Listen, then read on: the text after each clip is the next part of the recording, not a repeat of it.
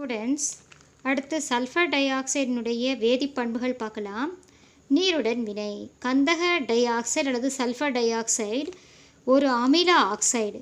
கந்தக di oxide அல்லது கந்தக டை ஆக்சைடு அப்படிங்கிறது என்ன அப்படின்னா, கந்தக டை ஆக்சைடு சல்ஃபர் டை ஆக்சைடுன்னு சொல்லலாம். இது என்னவாக இருக்கும்னா ஒரு அமில ஆக்சைடாக இருக்கும். ஓகேவா?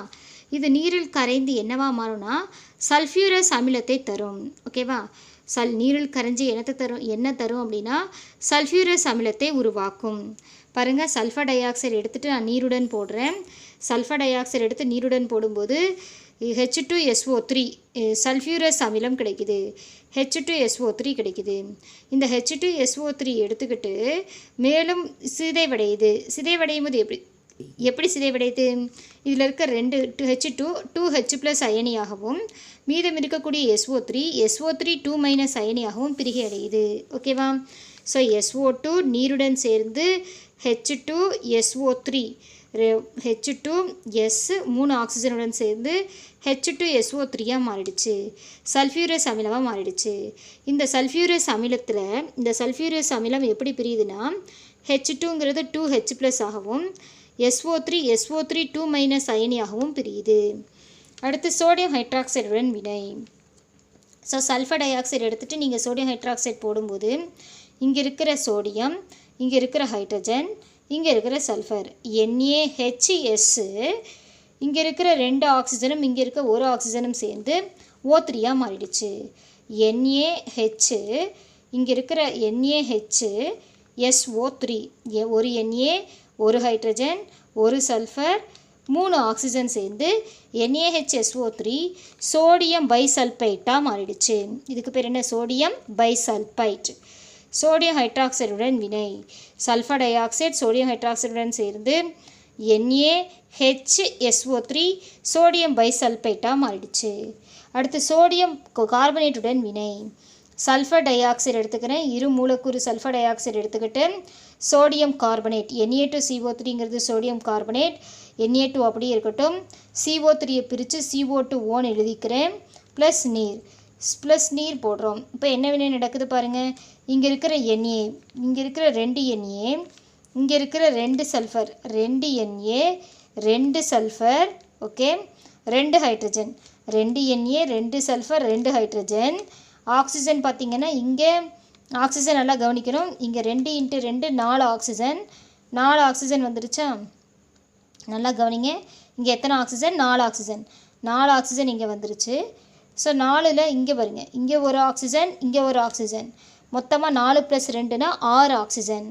6 ஆக்சிஜன் சேர்ந்து 2O3, 6 ஆக்சிஜன் 2O3ன்னு போட்டுக்கலாமா?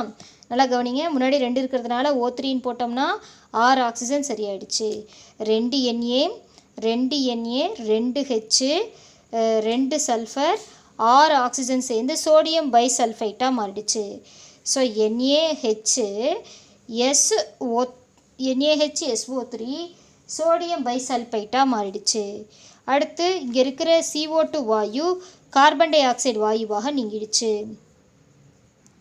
அடுத்து இங்கே கிடைச்ச சோடியம் பைசல்ஃபேட் எப்படி பிரியுதுன்னு பாருங்கள். 2 Na 2 HSO3.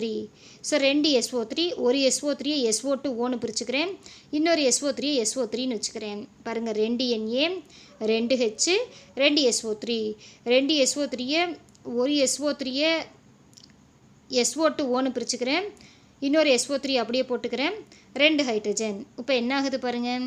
இங்கே இருக்கிற 2 Na-வும் ஒரு SO3யும் சேர்ந்து Na2SO3 சோடியம் சல்ஃபைட்டாக மாறிடுச்சு. 2 Na-வும் ஒரு SO3யும் சேர்ந்து Na2SO3 சோடியம் சல்ஃபைட்டாக மாறிடுச்சு.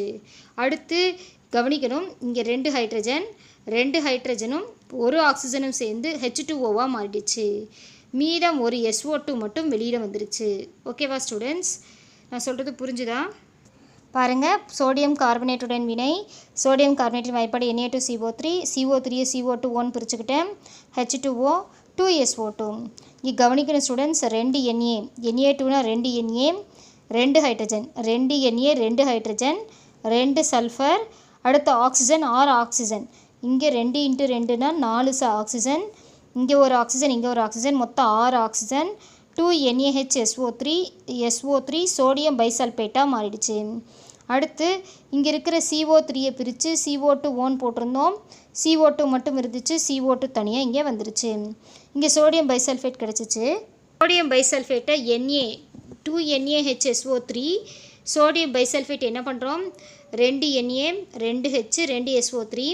ஸோ ஒரு SO3-ஐ SO2 ஓன்னு பிரிச்சுக்கிறேன், இன்னொரு SO3னே போட்டுக்கோங்க. இங்கே இருக்கிற நல்லா கவனிக்கணும், இங்கே இருக்க 2 Na இங்கே இருக்கிற ஒரு SO3 சேர்ந்து Na2SO3 சோடியம் சல்ஃபேட்டாக மாறிடுச்சு.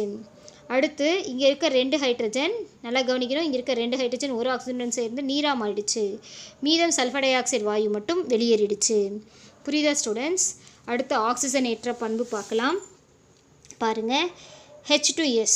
H2Sனால் என்னது, ஹைட்ரஜன் சல்பைடு. ஹைட்ரஜன் சல்பைடு எடுத்துகிட்டு சல்ஃபர் டை ஆக்சைடு வாயுவோட போடுறோம். அப்போ சல்ஃபர் டை ஆக்சைடு H2Sஐ என்ன பண்ணுது, ஆக்சிஜன் ஏற்றம் அடைய செய்கிறது. பாருங்கள், H2Sோட நான் என்ன சேர்க்குறேன், H2Sோட சல்ஃபர் டை ஆக்சைடு வாயுவை சேர்க்குறேன். அப்படி சேர்க்கும்போது இங்கே இருக்கிற ஒரு 2 சல்ஃபரும் கவனிக்கணும் ஸ்டூடெண்ட்ஸ், இங்கே 2 சல்ஃபர் இருக்குது. இந்த 2 சல்ஃபர் இங்கே இருக்கிற ஒரு சல்ஃபரோடு சேர்ந்து 3 சல்ஃபராக மாறிடுச்சு. இங்கே இருக்க 2 சல்ஃபர் இங்கே இருக்கிற ஒரு சல்ஃபரோடு சேர்ந்து 3S மாறிடுச்சு. அடுத்து இந்த இடத்துல பார்த்திங்கன்னா 2H2 இருக்குது. ஓகேவா, இங்கே 2H2, ஓகே, இங்கே 2H2வும் 2H2வும் இங்கே இருக்க 2 O2வும் சேர்ந்து 2 O2னா 2O. ஸோ அப்போ 2H2ங்கிற 4 ஹைட்ரஜனும் 2H2 அப்படியே எடுத்து எழுதிக்கோங்க. அடுத்து இந்த ஆக்சிஜன் இதில் வந்து 2 ஆக்சிஜன் இருக்குது. ஓகே, 2 சல்ஃபரும் கவனிக்கணும் ஸ்டூடெண்ட்ஸ், இங்கே 2 சல்ஃபர் இங்கே இருக்கிற ஒரு சல்ஃபர் சேர்ந்து 3 சல்ஃபராக மாறிடுச்சு. அடுத்து இங்கே இருக்கிற 2H2வும் O2 இங்கே இருக்க 2H2வும் O2வும் சேர்ந்து 2H2Oவாக மாற்றிட்டோம். ஏன்னா முன்னாடி 2 போட்டுட்டோம்னா கரெக்ட். ஸோ இங்கே இருக்க 2 ஹைட்ரஜனை 2H2ன்னு போட்டாச்சு.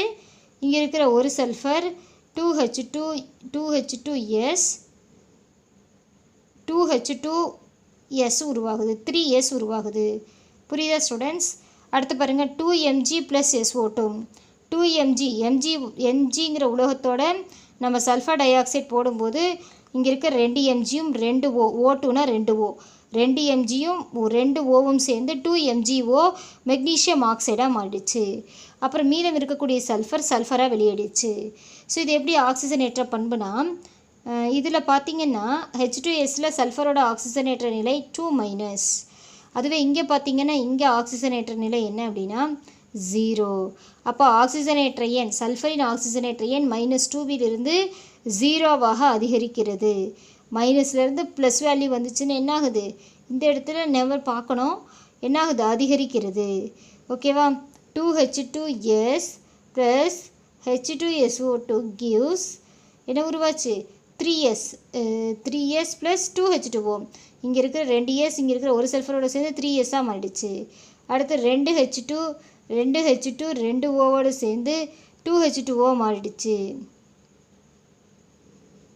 அடுத்து 2Mgயும் இங்கே இருக்க SO2வும் போட்டோம்னா இங்கே இருக்கிற 2Mg இங்கே இருக்கக்கூடிய O2னா 1 O, 2Mg ஒரு ஓவோடு சேர்த்து 2MgO ஏன்னா 2MgO உருவாகுது. இந்த 2Mgயும் இந்த O2வும் சேர்ந்து 2MgO உருவாகுது. அடுத்து இங்கே சல்ஃபர் மட்டும் தனியாக வெளியேறுது. புரியுதா ஸ்டூடெண்ட்ஸ்? உங்களுக்கு புரியணும் தான் மறுபடியும் சொல்லிகிட்டு இருக்கேன், தெளிவாக புரிஞ்சுக்கோங்க, புரியலன்னா கேளுங்க. அடுத்து ஒடுக்கும் பண்பு. சல்ஃபர் டை ஆக்சைடுக்கு என்ன பண்பு இருக்குன்னா, எளிதில் ஆக்சிஜனேற்றம் அடையும் பண்பு இருக்கிறதுனால இந்த சல்ஃபர் டை ஆக்சைடு வாயு என்னவா செயல்படுதுன்னா ஒடுக்கும் காரணியாக செயல்படுகிறது. சல்ஃபர் டை ஆக்சைடு எளிதில் ஆக்சிஜனேற்றம் அடைகிறதுனால இது மற்றதுக்கு என்னவா செயல்படும், சிறந்த ஒடுக்கும் காரணியாக செயல்படும். ஸோ குளோரினை HCl என்ன பண்ணுதுன்னா ஒடுக்கம் அடைய செய்யும். பாருங்கள், சல்ஃபர் டை ஆக்சைடு என்ன ஆகுதுன்னா, சல்ஃபர் டை ஆக்சைடோட நம்ம குளோரினை போடுறோம். குளோரினும் நீரும் போடும்போது என்ன ஆகுதுன்னா, நல்லா கவனிங்க, இங்கே இருக்கிற H2 4 ஹைட்ரஜன் 2 ஹைட்ரஜன் பிரிச்சுக்கிறோம். ஓகே, இங்கே இருக்கிற Cl2. ஓகே, ஸோ இங்கே இருக்க 2H2O அப்படின்னா 2H2Oனா ஸோ 2 ஆக்சிஜன்.